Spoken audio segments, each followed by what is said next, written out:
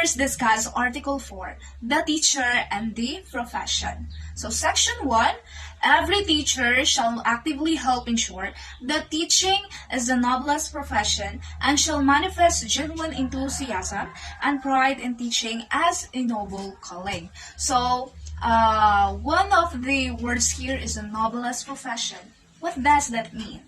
Sa salitang Pilipino pa, noblest means pinakadakila, marangal. So why do teachers need to ensure that a profession must be a noblest?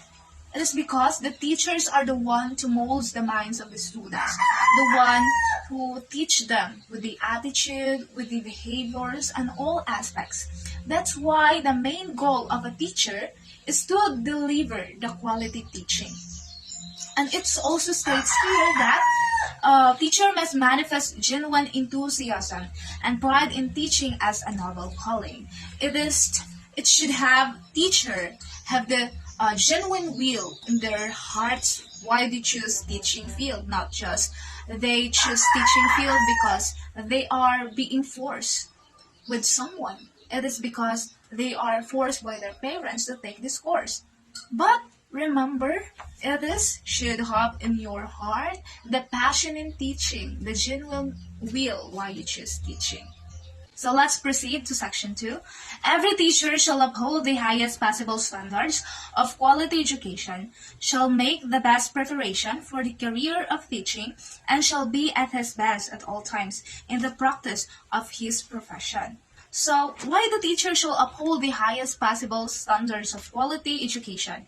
Is it because the teacher also deliver the quality teaching? So how would a teacher will be able to deliver a quality teaching if he or she don't have the quality education? Alright? And also, shall make the best preparation for the career of teaching and shall be at his best at all times.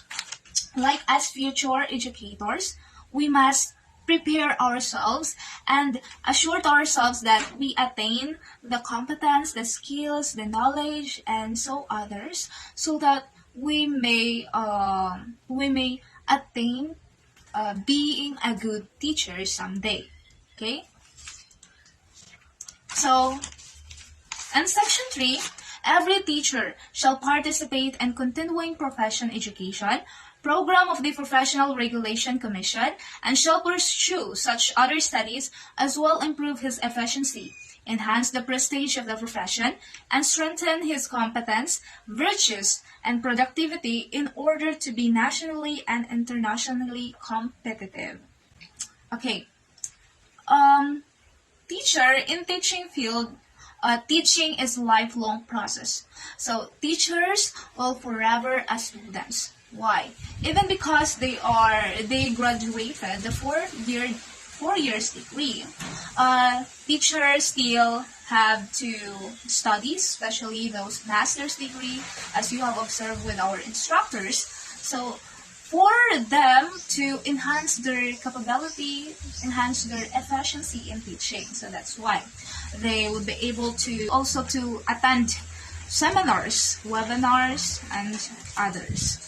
4.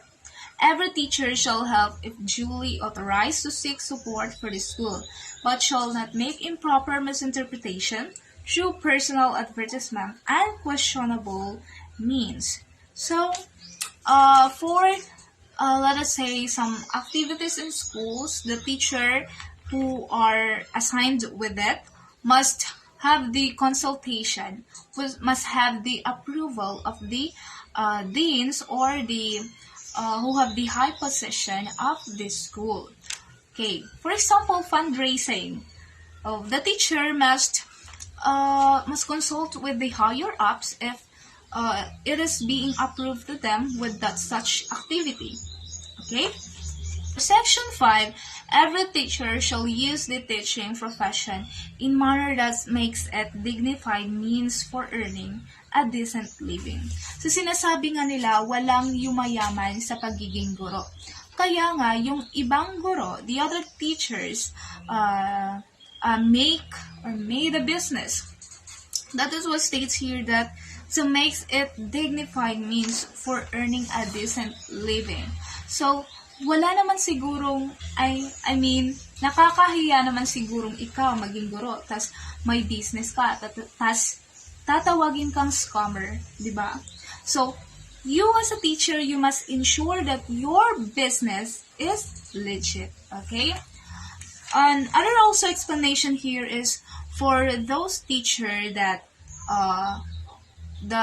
will teach those students, you must also help them to acquire the skills, the knowledge, and so others. In order for that, those learnings that they have would be able to, for them, to make a decent living. Magagamit nila yung kakayahan na yun para magkaroon sila or Tingin sila ng hanap buhay. I think that would be all. So let's proceed to the next reporter. Article 11. The teacher as a person. Article 11, Section 1. A teacher shall live with dignity in all places at all times. What do you mean by dignity? Dignity means respect for humanity. Teacher must respect every person regardless of gender, sexual orientation, gender diversity, appearance, age, religion, social standing, origin, opinions, and abilities and achievements. So what do you mean by teacher shall behave with honor and dignity at all times? We all know that teachers are duly licensed professionals who possesses dignity and reputation with higher moral values as well as technical and professional competence in the practice of their noble profession. And they strictly adhered to observe and practice the set of ethical and moral principles, standards, and values. Teachers must model strong character traits including perseverance, honesty, respect, lawfulness, fairness, patience, and unity. Because as an educator, teacher must treat every student with kindness and respect without showing any favoritism, prejudice, or partiality. Okay, what is the importance of living with dignity? Dignity is one's sense of self-respect and of feeling worthy of respect. While dignity ultimately resides within us, it is also communicated by others. Our self-respect is supported by others who treat us with dignity. Article 11, Section 2. A teacher shall place premium upon self-respect and the self-disciplines as the principle of personal behavior in all relationships with others in all situations. Teachers have the responsibility to push the learners to their full potential and to develop their personality. Teachers have great influence in the lives of their learners. They are expected to be professionally competent in the practice of their profession. Moreover, they also need to possess a good reputation, not only in the school but the entire community. Having this big responsibility in the learning environment, teacher must be guided by this document which comprehensively discusses the different expectations from a teacher. A teacher have responsibility to interact positively with parents, community members, and other stakeholders of the school. Contact parents must be contacted regularly and be kept professional and free from arguments. If you have an issue with parents, community members, or stakeholders, it must be presented during meetings and conferences. Being a teacher, you must recognize the education is a public service and strive to keep the public informed of the programs, projects, and activities. And also, in the school, you are expected to collaborate with your school administrators, co-teachers, and other personnel in order to provide safe, friendly learning experience for the learners.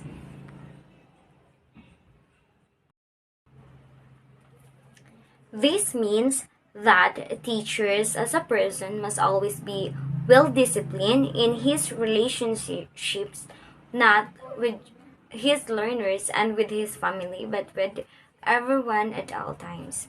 He should speak politely, his temper should not be triggered by small environmental constraints, but he should remain calm in handling adversities.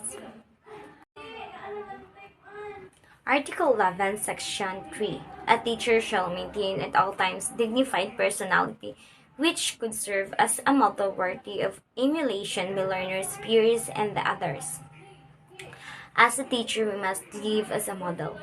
A model to our students, or with dignity, not doing any bad, not that will mark our personality. Learners see their teacher as their idol, their hero, and their role model. With this, teachers as a person are expected to behave in manners which are worthy of emulation. When we say emulation, it means they are worthy of being modeled and imitated. Also, teachers must maintain a status that enables him to constantly practice the principles that he teaches, following the idea and the lesson that more is craft than thought. I think being a teacher is the toughest profession above all.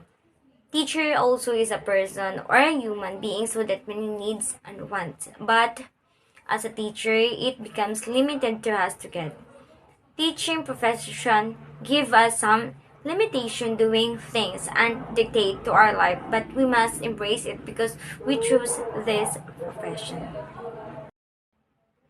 Article 11, Section 4. A teacher should always recognize the Almighty God or being as guide of his own destiny and the destinies of men and nations. It means that a teacher should be God-fearing and has moral values in order to redirect students to a brighter as our nation's hope. Teachers, as a person, are expected to give due recognition to the standards of the Lord Asher's standard of behavior and character.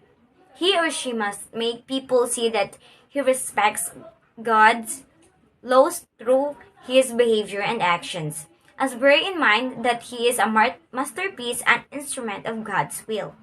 In addition, a teacher as a person provides education for people. In other words, he or she is the one who teaches or instructs. The role of a teacher is often formal and ongoing, carried out at school or other places for formal education. He or she is a person who helps others to learn by facilitating learning at the various levels of education. A teacher is not just a profession whose job is to teach and to guide learning, but also he or she is the person who helps students to acquire knowledge, competence, and virtue. They are those who are employed at school wherein their main role is to teach others in a formal education context, such as at school. Teachers must always look up to Almighty God or Supreme Being as their guide of their own destiny. They should also live with dignity and as a powerful role model to the community. They must live with a very good image, personality, and be an inspiration to the people around them. So let's proceed to Article 10, the teacher and business. So Section 1. A teacher has a right to engage directly, indirectly, in legitimate income generation provided that it does not relate to or adversely affect his work.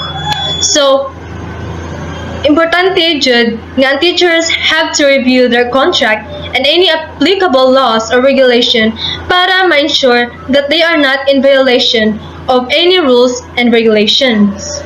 So teachers should be mindful of the potential impact that their outside employment may have on their performance as an educator. So Section 2. A teacher shall maintain a good reputation with respect to financial matters such as in the settlement of his just debts, loans, or other financial affairs. So yes, it is important for a teacher to maintain a good reputation with respect to financial matters, including the settlement of debts, loans, and other financial affairs.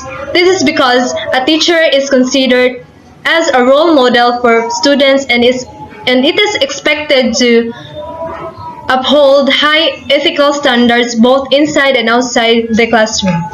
Having a good reputation in financial matters helps to establish trust and credibility with students, parents, and colleagues. It also reflects positively on the teacher's professionalism and integrity. Maintaining a good reputation matters is an important aspect of being a responsible and ethical teacher. So Section 3. No teacher shall act directly or indirectly as agent of or be financially interested in any commercial venture which furnish textbooks and other school commodities in the purchase and disposal of which he can exercise official influence, except only when his assignment is inherently related to such purchase and disposal, provided that such shall be in accordance with existence regulation. So this statement appears to be a part of a code of ethics or a set of regulations governing the behavior of teachers in relation to commercial ventures related to the sale of textbooks and other school of commodities. The statement suggests that teachers shall not act as agents for or have financial interest in commercial ventures that sell textbooks and other school supplies if they have the power to influence the purchase and disposal of these items through their official position. However, it does allow for exceptions when a teacher's assignment is inherently related to the purchase and disposal of these items, provided that it is in accordance with existence regulation. So the purpose of this statement is likely to prevent conflicts or interest and ensure that teachers act in the best interest of their students and schools rather than their own financial gain. By prohibiting teachers from having financial interest in commercial ventures related to the sale of textbooks and other school commodities, the statement aims to promote transparency and fairness in the purchasing process.